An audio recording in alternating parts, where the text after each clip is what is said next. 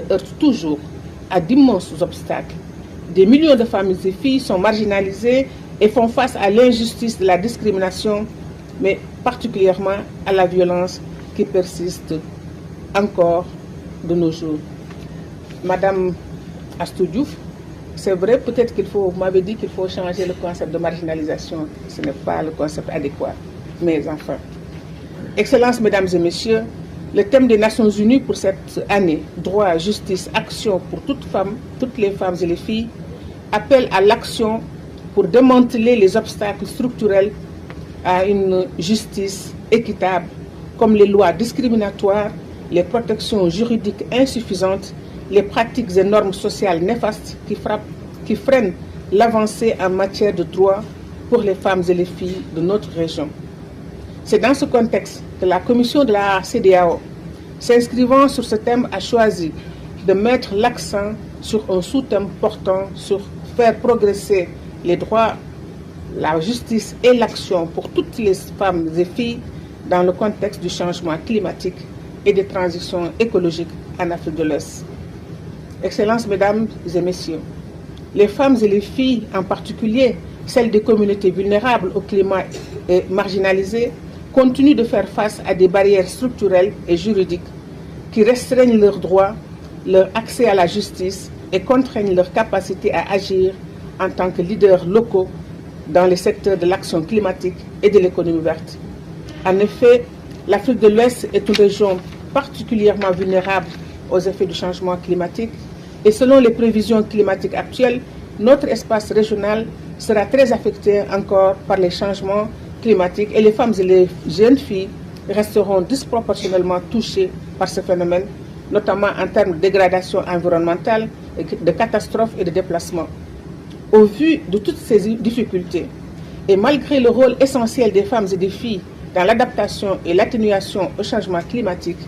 il a été constaté que les lois, les politiques et les cadres stratégiques nationaux pour la gouvernance du climat, de l'environnement et des risques et catastrophes continuent de ne pas reconnaître et intégrer leurs besoins de manière systémique.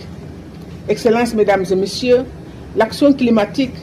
et les transitions écologiques offrent à la fois des risques et des opportunités pour les femmes et les filles en Afrique de l'Ouest. Pour garantir que ces processus soient inclusifs et justes, il est essentiel de mettre l'accent sur des politiques climatiques et environnementales, des mécanismes de financement et des stratégies de transition qui prennent en compte les inégalités d'accès à la terre, aux ressources productives, à la technologie, aux compétences, à la prise de décision, ainsi qu'au financement climatique et vert. Et c'est dans cette perspective que la CEDEAO, en collaboration avec ONU Femmes, notre partenaire de toujours, soutient les États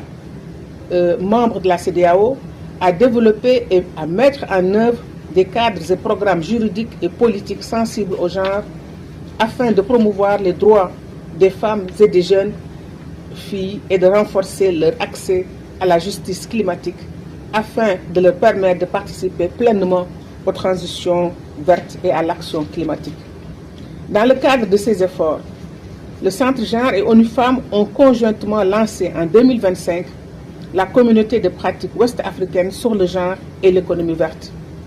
En tant que plateforme régionale pour le dialogue, le renforcement des capacités, l'apprentissage par les pairs et le partage des meilleures pratiques entre les États membres et les parties prenantes. Des politiques hardies ont été mises en place par la CEDEAO en collaboration avec ses États membres et ses partenaires. Il s'agit de l'adoption en 2019 de la stratégie et le plan d'action genre 2020-2030 de la CEDEAO pour la réduction des risques climatiques, des risques de catastrophes et l'adoption d'une feuille de route pour les femmes et le changement climatique pour les ministres de la femme et du genre des États membres de la CEDEAO. Cette feuille de route a permis de mise en œuvre conjointement avec ONU Femmes a permis de mener une série d'activités visant à promouvoir une dimension genre plus forte dans la transition vers l'économie verte et les politiques de transition en Afrique de l'Ouest. Il s'agit d'une cartographie des emplois verts, de l'organisation de dialogues virtuels sur femmes et emplois verts en Afrique avec les organisations de la société civile, et un dialogue régional sur femmes et transition vers l'économie verte en Afrique de l'Est. Aujourd'hui encore, en termes de perspective, le Centre Genre travaille sur la formulation d'un projet conjoint sur genre et économie verte avec ONU Femmes et les agences de la CEDEAO intervenant dans le domaine de l'énergie, de l'eau et de l'alimentation.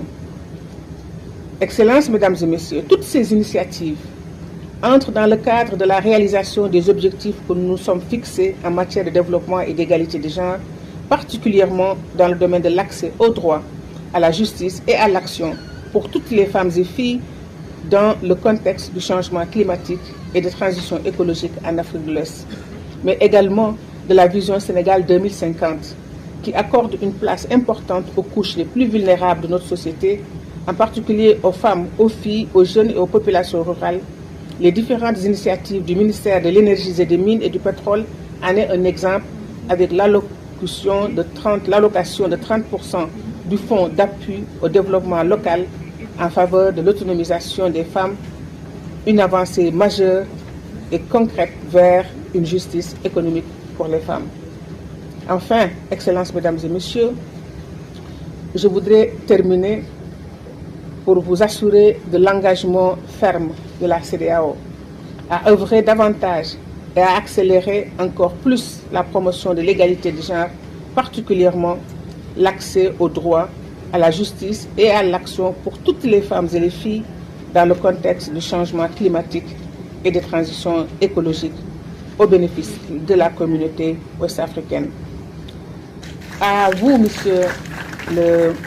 représentant du ministre, Birame Souleye Diop, nous voulons vous dire que, en guise de reconnaissance pour le travail qu'il a effectué, nous nous rendrons prochainement à son bureau avec nos partenaires de ONU Femmes et les autres, avec la représentante de la CEDEAO